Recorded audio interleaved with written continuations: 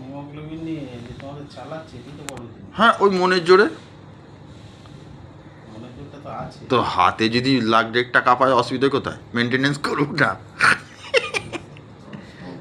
হ্যাঁ, তো বৌদি আজকের দিনে কিছু না 3 থেকে 4 কোটি টাকার মালিক। তা না হলেও মোটামুটি তো 50 কপাল করেছে সে। 50 থেকে 60 লাখ টাকা তো ক্যাশ আছে। হ্যাঁ, ক্যাশ আছে। 50-60 লাখ টাকা ক্যাশ আছে। ক্যাশ নেই?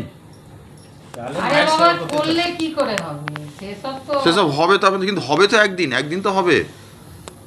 একটু বকি না, উল্টো পাল্টা কথা বলে মোবাইলটা হ্যাঁ, নাহলে কষ্ট পাবেন না, তাই না মমতা? তাহলে তো মমতা কাকুকে কেন ডাকতে যাবো? মমতা জিএসে দিয়ে যাবো।